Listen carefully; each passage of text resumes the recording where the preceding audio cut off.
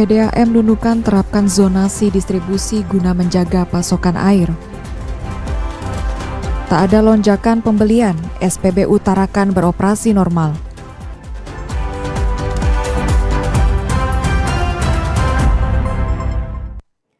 Selamat sore pemirsa, TVRI Kalimantan Utara kembali hadir menjumpai Anda. Selain dua informasi utama tadi, tim redaksi kami telah menyiapkan serangkaian penting informasi lainnya. Bersama saya Sofera Lukas yang akan menemani Anda selama kurang lebih 30 menit ke depan. Dan inilah Kalimantan Utara hari ini selengkapnya.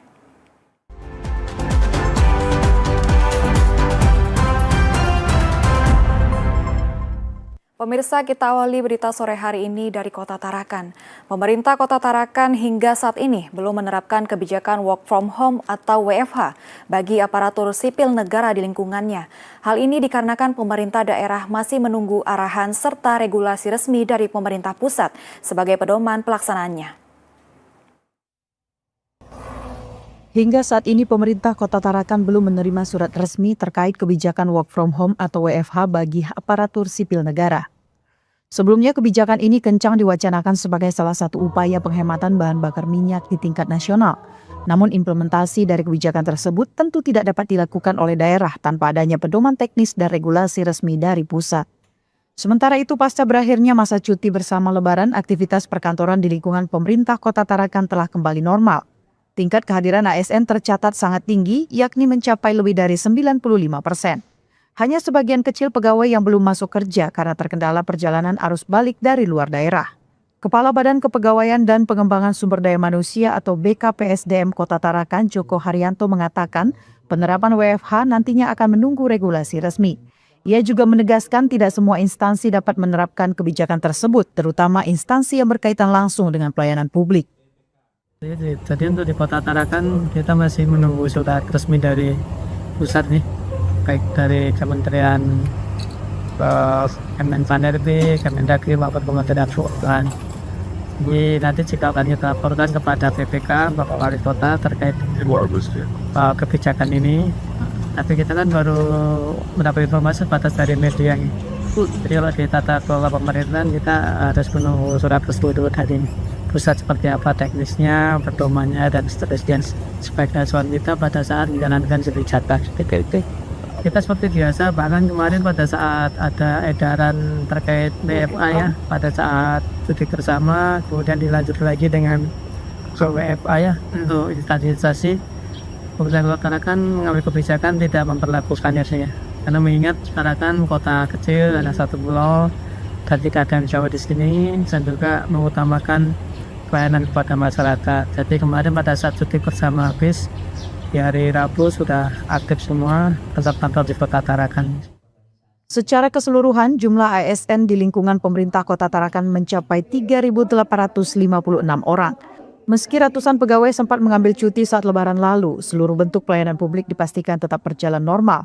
Pemerintah Kota Tarakan menegaskan jika nanti kebijakan WFH benar-benar diterapkan, maka mekanisme pelaksanaannya akan disesuaikan dengan ketat agar kualitas pelayanan kepada masyarakat tetap terjaga dengan maksimal. Siti Hardiani dari Tarakan melaporkan. Lembaga Penyiaran Publik atau LPP TVRI menggelar acara pelantikan serta pengambilan sumpah dan janji pegawai negeri sipil atau PNS tahun 2024 serentak di seluruh Indonesia. Kegiatan yang dipusatkan di TVRI Pusat ini turut diikuti secara daring oleh masing-masing stasiun daerah. Di TVRI Kalimantan Utara sendiri terdapat 56 pegawai yang resmi dilantik menjadi PNS pada hari ini. Lembaga Penyiaran Publik TVRI secara nasional telah resmi melantik dan mengambil sumpah 1.900 lebih calon pegawai negeri sipil atau CPNS menjadi PNS. Pelantikan ini dilakukan secara daring dan serentak yang dipusatkan langsung dari TVRI Pusat di Jakarta dan diikuti oleh seluruh stasiun penyiaran daerah di Indonesia. Di lingkungan LPP TVRI Stasiun Kalimantan Utara tercatat ada sebanyak 56 CPNS yang hari ini telah dinyatakan lulus dan resmi dilantik sebagai PNS. Kepala Subbagian Tata Usaha LPP TVRI Kalimantan Utara, Ari Jayawijaya menyampaikan rasa syukurnya dan berharap para PNS yang baru dilantik dapat segera mengimplementasikan ilmu mereka serta berkontribusi penuh dalam tugas dan karya bagi masyarakat Kalimantan Utara. Alhamdulillah hari ini tadi TVRI, LPP TVRI menyelenggarakan acara pengangkatan sumpah dan janji CPNS menjadi PNS di seluruh LPP TVRI, baik di stasiun pusat maupun di stasiun penyiaran daerah. Ada sekitar 1.900 lebih yang diangkat menjadi PNS. Dan kami juga bersyukur di TVRI Kalimantan Utara ada 56 CPNS yang alhamdulillah semua dinyatakan lulus menjadi PNS. Di masa yang akan datang teman-teman PNS yang baru ini bisa melaksanakan atau mengimplementasikan apa yang sudah dia dapatkan selama melaksanakan latsar sebelum menjadi PNS, bisa diaplikasikan dalam tugas dan karya di tempat bidang masing-masing, dan harapan kami menjadi PNS atau ASN yang benar-benar berkompeten di bidangnya dan bermanfaat bagi masyarakat, terutama di Provinsi Kalimantan Utara. Rangkaian acara pelantikan ini kemudian dilanjutkan dengan acara tasyakuran bersama yang dipimpin langsung oleh Kepala Stasiun TVRI Kalimantan Utara. Momen bahagia ini menjadi awal yang baru bagi para pegawai. Salah satu ASN yang baru dilantik, Rismawati, mengucapkan rasa bangganya bisa menjadi bagian dari keluarga besar TVRI Kalimantan Utara. Ia berkomitmen untuk memberikan pelayanan terbaik, sekaligus menjadikan program siaran sebagai sarana edukasi yang bermanfaat bagi masyarakat di beranda depan negara. Oke, tentunya saya sangat bangga ya menjadi bagian dari keluarga TVRI Kalimantan Utara. Jadi dengan adanya pengangkatan pegawai negeri sipil pada hari ini, tentunya saya mewakili teman-teman PNS lainnya juga agar bisa memberikan pelayanan yang terbaik untuk masyarakat di Kalimantan Utara dan juga bisa memberikan sarana edukasi ya untuk masyarakat Kalimantan Utara melalui siaran dari TVRI Kalimantan Utara seperti itu. Dengan bertambahnya kekuatan 56 pegawai negeri sipil yang baru ini, LPP TVRI Kalimantan Utara diharapkan dapat semakin inovatif dan profesional dalam menghadirkan program-program penyiaran yang berkualitas bagi seluruh masyarakat Kalimantan Utara. Tim Liputan TVRI Kalimantan Utara dari Bulungan melaporkan. Cuaca panas ekstrim melanda Kabupaten Nunukan dan berdampak pada menurunnya ketersediaan air baku, khususnya di Embung Bolong. Kondisi ini mendorong Perumda Air Minum Tirta Taka melakukan langkah antisipatif guna menjaga layanan air bersih bagi masyarakat. Perumda Tirta Taka menerapkan sistem zonasi dalam pendistribusian air sebagai upaya menghadapi penurunan debit. Saat ini debit air hanya sekitar 50 liter per detik dari kondisi normal 87 hingga 100 liter per detik. Pelayanan dibagi menjadi dua zona, yakni wilayah Kota Nunukan dan Kecamatan Nunukan Selatan dengan sistem pengaliran air secara bergilir setiap 2 hari. Ketinggian air di Embung Bolong saat ini berada pada level waspada, sekitar 1 meter lebih. Sementara itu Embung Bilal masih dalam kondisi aman dan diperkirakan mampu menopang kebutuhan air hingga 1 bulan ke depan. Untuk kondisi Embung Bolong, sekarang ini ada penurunan sangat drastis sehingga menyebabkan pendistribusian air kami di masyarakat atau pelanggan kami, khususnya di IPA Persemayan yang terdampak di daerah selatan dan daerah kota. Nah, untuk mensiasati sekarang ini kami mengadakan zonasi, ada 2 zonasi. Untuk sekarang ini zonasi yang pertama kami alirkan di daerah selatan. Apabila daerah selatan sudah mendapatkan air dengan merata dan bertekanan di pelanggan, maka zonasi tersebut akan kami pindahkan untuk di jalur kota lagi. Untuk zonasi ini bisa berubah-ubah. Apakah 2 hari yang kami informasikan di media, atau bisa lebih dari 2 hari. Karena melihat tergantung pemerataan di pelanggan tadi. Agak lama untuk sistem zonasi ini karena tergantung dari kalau tidak ada curah hujan, ya nanti zonasi ini semakin mengecil alamat-alamat yang kita alirkan. Berdasarkan perakiraan cuaca dalam sepekan ke depan, belum terdapat potensi hujan di wilayah Nunukan. Perumda Tirta Taka mengimbau masyarakat untuk menggunakan air secara hemat selama masa penyesuaian distribusi agar layanan tetap merata. Ahmad Albar dari Nunukan melaporkan. Isu kelangkaan bahan bakar minyak atau BBM yang sempat viral di sejumlah daerah ternyata tidak berdampak signifikan di Kota Tarakan. Aktivitas pengisian BBM di SPBU Gunung Lingkas terpantau normal tanpa adanya lonjakan antrian kendaraan yang berarti. Kondisi pengisian bahan bakar minyak atau BBM di SPBU Gunung Lingkas masih berjalan sangat normal dengan jumlah kendaraan yang datang dalam batas wajar. Pihak pengelola memastikan tidak terdapat lonjakan pembelian maupun kepanikan atau panik buying dari masyarakat. Harga BBM juga terpantau masih stabil. Untuk Pertalite dijual seharga Rp10.000 per liter, Pertamax Rp12.900 per liter, dan Dexlite Rp14.800 per liter. Dari sisi distribusi, penyaluran BBM masih terjaga dengan baik. Penjualan Pertalite mencapai 15 kiloliter per hari. Sementara itu, Pertamax terjual sekitar 2.000 hingga 3.000 liter per hari, dan Dexlite 1.000 hingga 2.000 liter per hari. Pengawas SPBU Gunung Lingkas, Eko Sarwako, menyampaikan tren penjualan BBM saat ini masih stabil tanpa adanya lonjakan. Pihaknya juga mengimbau masyarakat untuk tidak melakukan pembelian secara berlebihan. Adapun antrean yang terkadang terlihat panjang bukan akibat peningkatan konsumsi, melainkan karena faktor teknis seperti proses bongkar muat BBM dari truk tangki. Untuk mencegah praktik penimbunan, SPBU kini menerapkan pembatasan pembelian BBM bersubsidi secara ketat melalui sistem QR Code. Kendaraan roda 2 dibatasi maksimal Rp100.000, sedangkan kendaraan roda 4 disesuaikan dengan kapasitas tangki masing-masing kendaraan. Jadi masih seperti biasa, belum ada kenaikan. Mudah-mudahan tidak ada kenaikan lah. Kalau masyarakat pembeli kayaknya untuk di SPBU kami sendiri kayaknya stabil aja Mbak, nggak ada lonjakan seperti yang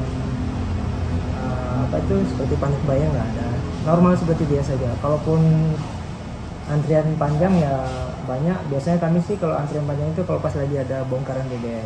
SPBU Gunung Lingkas ini kan ada 3 produk ya, Pertalite, Pertamax sama Dexlite. Nah untuk harga Pertalite sendiri kan masih di harga Rp10.000. Kalau Pertamax untuk saat ini Rp12.900, sedangkan Dexlite Rp14.800. Dari sisi pasokan, ketersediaan BBM di Kota Tarakan juga dipastikan aman dengan tambahan distribusi hingga 40 kiloliter dalam satu hari. Masyarakat diimbau untuk tetap tenang dan melakukan pembelian secara bijak karena distribusi dan stok BBM dipastikan masih sangat terjaga. Siti Hardiani dari Tarakan melaporkan. Pasca Lebaran, harga sejumlah kebutuhan pokok di Pasar Guser, Kota Tarakan mengalami kenaikan.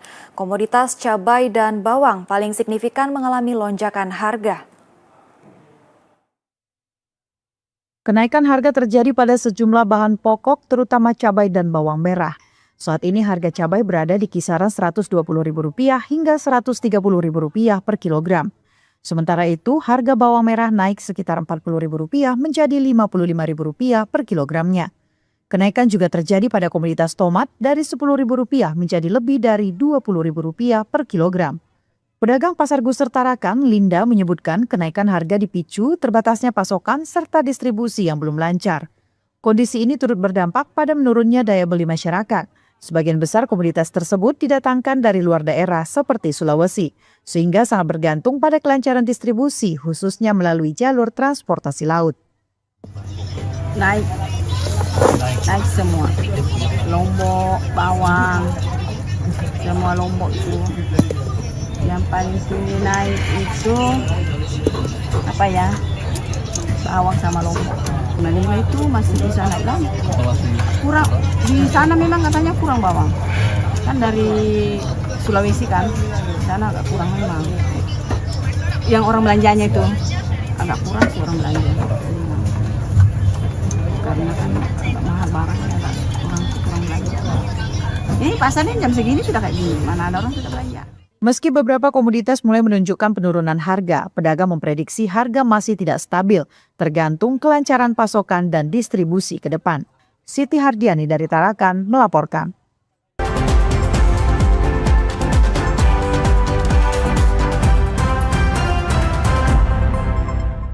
Pemirsa, informasi selanjutnya akan kami hadirkan kembali usai jeda pariwara berikut ini. Untuk itu tetaplah bersama kami dalam Kalimantan Utara hari ini.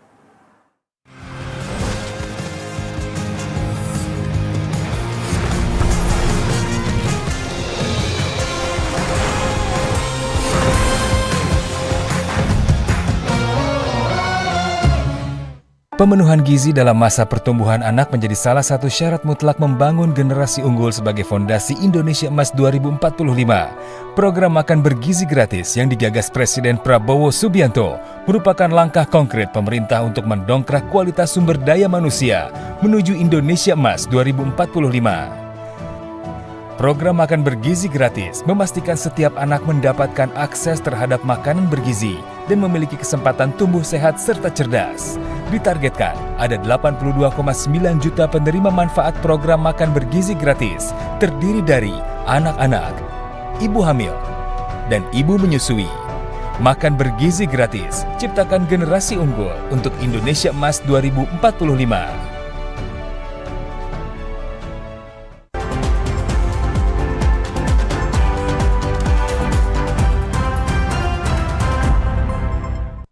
Pemirsa, terima kasih Anda masih bersama kami dalam Kalimantan Utara hari ini. Berikut akan kami hadirkan informasi menarik lainnya masih dari Kalimantan Utara.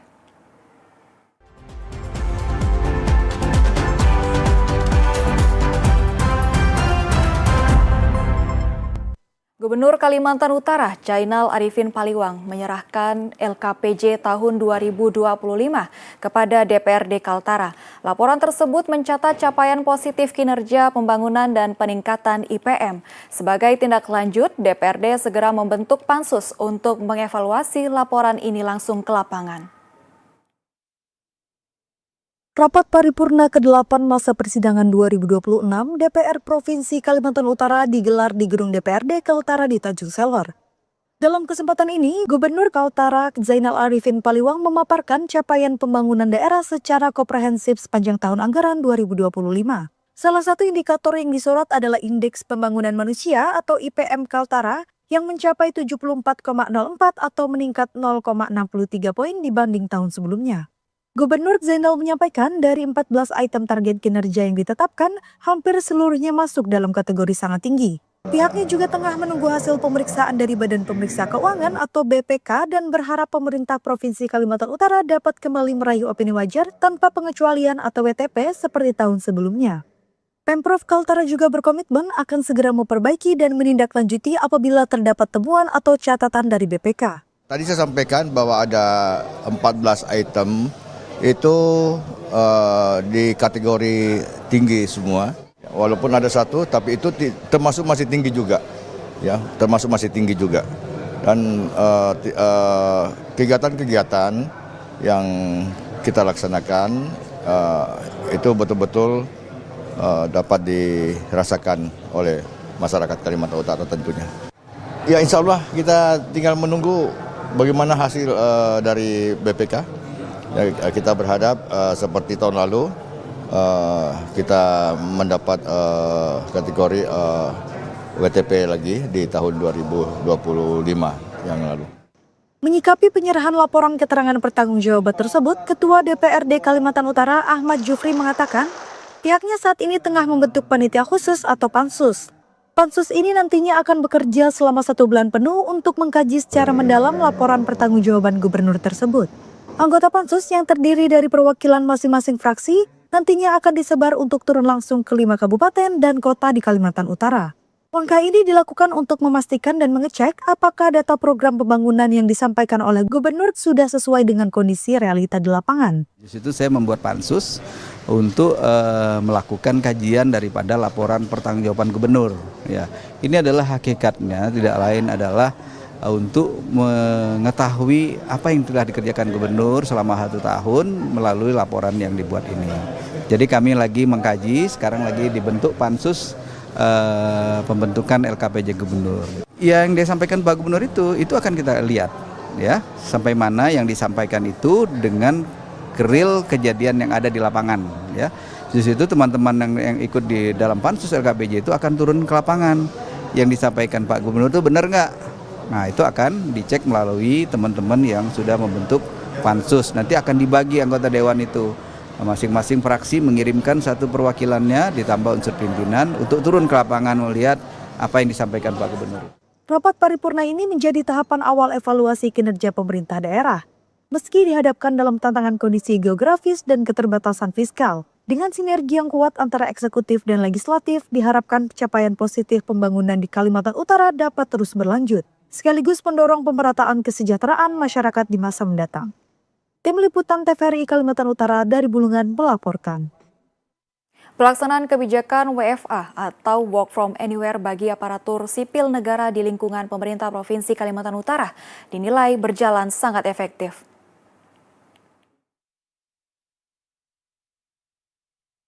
Penerapan pola kerja 1 hari bekerja dari luar kantor atau WFA terbukti membantu efisiensi keuangan pemerintah provinsi. Sejak berlaku pada awal Ramadan 2026, penghematan terbesar berasal dari berkurangnya biaya operasional perkantoran seperti listrik, air, hingga bahan bakar minyak atau BBM. Untuk mengetahui angka pasti penghematan, pihak pemerintah akan melihat selisih pengeluaran pada pembayaran tagihan bulan April mendatang. Gubernur Kalimantan Utara Zainal Arifin Paliwang menegaskan bahwa kebijakan WFA tidak diberlakukan untuk sektor layanan publik yang bersifat langsung kepada masyarakat, seperti rumah sakit, perizinan hingga kantor samsat yang dipastikan tetap beroperasi normal seperti biasa. Untuk memastikan produktivitas pegawai tidak terganggu, Pemprov Kaltara juga telah menerapkan sistem khusus untuk pemantauan kinerja, di mana setiap ASN yang menjalankan WFA diwajibkan untuk tetap mengaktifkan telepon selulernya dan responsif terhadap pekerjaan. Ya, setiap bulan itu sangat membantu keuangan Pemprov sehingga dapat menghemat anggaran. Ya, dan mudah-mudahan kita lihat lagi nanti pembayaran di April berapa selisih yang kita bayarkan khususnya untuk pembayaran listrik, air, kemudian lain-lain pastinya. Ini akan menurun terus. Ya, ini salah satu upaya kita untuk bagaimana kita melakukan penghematan anggaran. Ya, termasuk juga ya tentunya operasional pembiayaan listrik, air, kemudian BBM, tentunya penggunaan BBM. Ya, kalau kita bisa bayangkan kalau satu ASN ya dari 6.000 sekian ASN satu hari menggunakan 2 liter misalnya. Nah, kalau dengan kita potong 1 hari kerja itu dari rumah atau dari mana saja, yang penting HP tetap aktif. Ya, kita khususkan bekerja dari rumah ini bukan di bidang pelayanan. Tidak mungkin orang yang bekerja di rumah sakit kita bekerja dari rumah, itu kan tidak masuk akal. Ya kan, kemudian perizinan tentunya dari samsat itu tetap terbuka. Kebijakan ini diharapkan tidak hanya meningkatkan efisiensi anggaran, namun juga menjadi strategi dalam menjaga kualitas pelayanan publik, sekaligus mendukung tata kelola pemerintahan yang lebih efektif di Kalimantan Utara. Tim Liputan TVRI Kalimantan Utara dari Bulungan melaporkan.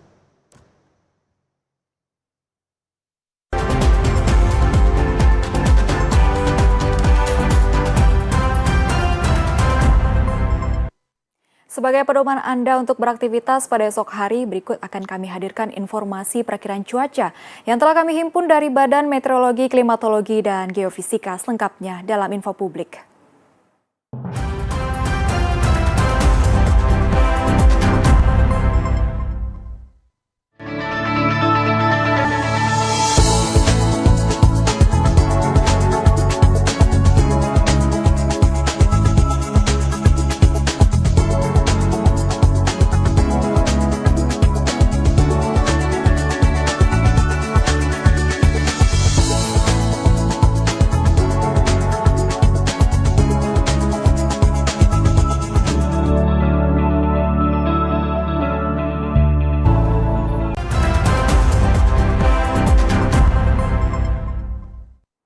Dan bagi Anda yang baru saja bergabung bersama kami dalam Kalimantan Utara hari ini, berikut akan kami hadirkan kembali ringkasan berita utama hari ini.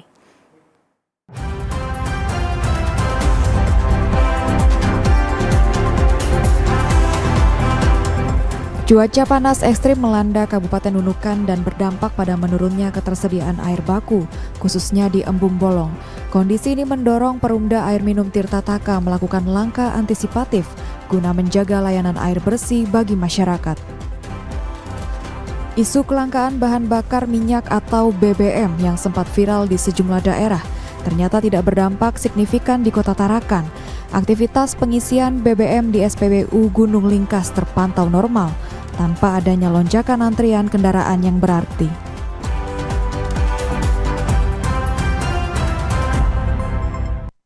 Ringkasan berita utama tadi sekaligus menjadi akhir dari kebersamaan kita dalam Kalimantan Utara hari ini. Saksikan kembali Kalimantan Utara hadir setiap hari pukul 16.30 waktu Indonesia Tengah. Hanya di kanal 30 digital atau di live streaming Instagram dan YouTube TVRI Kalimantan Utara. Serta saksikan juga Piala Dunia 2026 bersama TVRI Kalimantan Utara. Akhirnya saya Sofera Lukas beserta tim kerja yang bertugas mengucapkan terima kasih atas kebersamaan Anda. Selamat sore, salam damai Benuantah. Kaltara di hati, sampai jumpa.